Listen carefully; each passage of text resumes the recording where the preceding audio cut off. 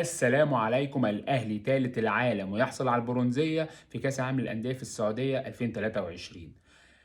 كنا نفسنا كده نلعب على النهائي وبنشوف بقى حاجة جديدة ذهبية أو فضية، لكن ما حصلش نصيب، قدر الله ما شاء فعل.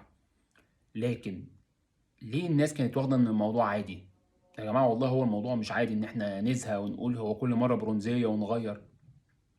قلنا خلاص كان نفسنا يبقى في النهائي، لكن لازم تعرف إن ورا البرونزية دي بيحصل كذا حاجة بترتب عليها.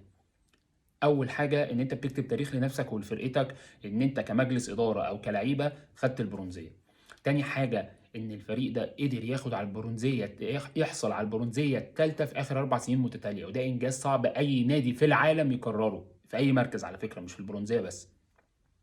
ده معناه ان احنا عندنا جيل محترم. الجيل ده بننتقده وبنزعل منه وممكن نشتمهم كمان، لكن الفكره في ايه؟ الفكره ان احنا بننتقد ان احنا عارفين ان اللعيبه دي عندها احسن، والدليل ان احنا كنا ممكن نوصل للنهائي السنه دي. لكن ما ينفعش نقلل من الجيل ده.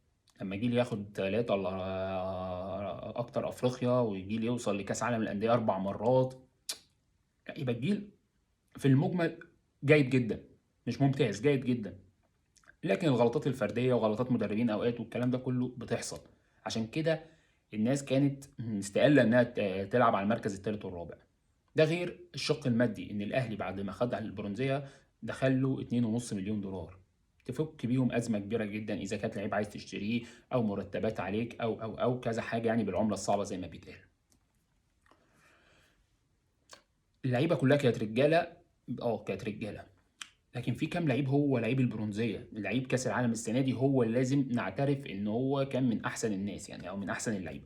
رقم واحد الشناوي اللي تعودنا عليه خلاص، ان هو بقى بطل الاهلي في كل بطولات كاس العالم للانديه، اللي بيطلع برضه وبيثبت كل كاس عالم ان هو جدير بالثقه حتى ما بيلعبش كتير. ياسر ابراهيم عمل بطوله فوق ال10 على 10. امام عاشور اداء ثابت. مروان عطيه قدر يفوق من اللي كان فيه وقدر يرجع النادي الاهلي خط وسطه جامد تاني. وعلي معلول ضيع ضربه جزاء، لكن علي معلول اثبت انه لعيب بعقليه بيعرف يطلع بسرعه من المود او من الحاله السلبيه اللي بيبقى فيها. وبقيه اللعيبه طبعا، بس هم دول الخمسه اللي كنت عايز اقول عنهم. طيب نيجي لحاجه تانية. والله يا جماعه من غير انحياز، من غير بقى تعصب، بالعقل كده نفكر.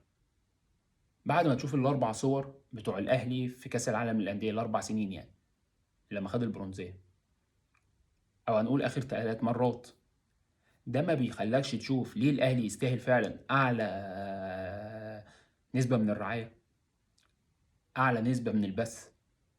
ليه الاعلانات والبراندات هي اللي بتدور على النادي الاهلي؟ ليه النادي الاهلي هو لقب نادي القرن ده فعلا يستاهله؟ والله ده من غير انحياز، انا اهلاوي دي قصه، لكن انا بتكلم في المجمل. لما تبص على الكوره او على الدنيا من فوق، الاهلي يستاهل فعلا ان هو كل ده يعمله، فلازم يلاقي الناس بتجري وراه وعقود ورعايه. فكر فيها بس لثواني كده بدماغك وبعقلك، ليه الاهلي فعلا هو اللي يستاهل كل ده. ده كده خلصنا من كاس عالم الانديه، الف مبروك للاهلاويه. عايز اتكلم في حاجه تانية سريعا. انا عجبني جدا جمهور الاهلي الفتره الاخيره. جمهور الاهلي ما وقعش في الغلطه اللي بيقع فيها بقاله كام سنه. من ايام جوزيه، خلي بالك الاهلي كان لما حد من الاعلام بينتقد جوزيه علشان ما بيلعبش لعيبه صغيره وما بيطلعش ناشئين والكلام ده كله، كان في جمهور بيروح ورا القصه دي، ما كانش بيبص ان الاهلي بياخد بطولات. حصل الكلام ده مع فايلر، حصل مع موسيماني، وحصل مع كولر. كل مدرب من دول، فايلر اتقال لك عليه فايلر بعد الكورونا لما سافر سويسرا مش زي فايلر قبل الكورونا. موسيماني اصله بيلعب ب 13 ولا 14 لعيب بس، لكن ما عرفش ياخد اي حاجه غير اتنين. كانت بتتقال كده، خد 2 بطولة افريقيا، واحده فايلر اللي مؤسسها، والتانيه عشان كان بيلعب كايزر تشيفز. والبرونزيه بتاعت كاس العالم للانديه ما دي سهله، يعني الكلام كان عايم. لكن لما تيجي تبص بقى السنه دي اللي حصل من الاعلام في كولر قبل ما يسافر السعوديه، يا جماعه ده كان في ناس بتتكلم على ان هو يمشي واخبار وحصري، وعندنا ان احنا الاهلي بيبحث عن مدرب بديل لكولر.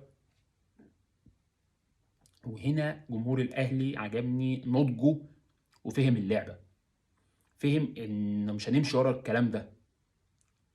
الناس بقت فاهمه خلاص، جمهور الاهلي بقى واعي وعارف ان كولر السنه اللي فاتت اللي خد 5 بطولات، والسنه دي خسر بطولات بس جاب برونزيه كاس عالم الانديه، في التلفزيون وفي الاعلام عايزين يدفعوه فاتوره مش بتاعته. عايزين يطلعوه ان هو سبب المشاكل. واحد يقول لك اصل هو اللي جاب موديست. يا عم هو طلب غير موديست 100 واحد وفي الاخر هم قالوا له لا، فهو ابتدى يدور على حد فري يجيبه. انت ما كنتش واخد بالك من دي؟ طلب مدافع، طلب نص ملعب، طلب مهاجم. كل ده الراجل بيعمل البطولات دي بلعيبه دي او ناقصه منه في السكواد بتاعه اللي هو طالبه. فجمهور الاهلي فهم ان الراجل بقى خلاص يعني بيشيل ليله شيله مش بتاعته. لكن هنا حصل الدعم. عجبني جدا جدا جدا اغلبيه جمهور الاهلي اللي من اول ما الاهلي كان بيتعادل في الدوري ويخسر ويخسر ويخسر يقول لك اه هو مدرب ليه غلطات، وكلنا معترفين ان هو عنده غلطات زي اي مدرب في العالم. هو الراجل مش من كوكب تاني ولا بيدرب نادي من كوكب تاني. لكن لما بصوا على البرواز من بره عرفوا ان الراجل ده مش هو سبب المشاكل. في ناس سبب المشاكل ان هي ما بتجيبلوش اللعيبه اللي هو عايزها، في لعيبه عندها قرارات غلط في الملعب بتنفذها، في لعيبه مش على قد المستوى في الماتشات المهمه اللي هو بيحتاجهم. لكن الراجل بيحاول يوصل باحسن صوره بالفريق في البطوله اللي بيلعب بيها. شابوه تاني لجمهور النادي الاهلي. مبسوط ان الناس بقت فاهمه ان مش كل حاجه نمشي وراها، وان كل حاجه لازم نشوف اسبابها ايه. مش عايز اطول عليكم اكتر من كده، بس كنت عايز اتكلم في النقطتين دول. ميزه البرونزيه اللي الناس زهقت منها ايه، وان ازاي الجمهور بقى واعي في دعمه للفريق والمجلس الاداره. مبروك للنادي الاهلي وجماهيره. مبروك البرونزيه الثالثه في اخر 4 سنين متتاليه. مبروك ال 2.5 مليون دولار. هنستعد لكاس سوبر في الامارات. عايزين الاهلي ان شاء الله ياخد البطوله. كل حاجه جمهور الاهلي عايزها بتحصل، بس بيبقى فيه دروب اوقات بس بيلحق يتعالج بسرعه. مبروك لجماهير النادي الاهلي، ومبروك لمجلس ادارته، ومبروك لكولر ورجالته. وان شاء الله اشوفكم في حلقه جديده بعد كاس سوبر الامارات. سلام.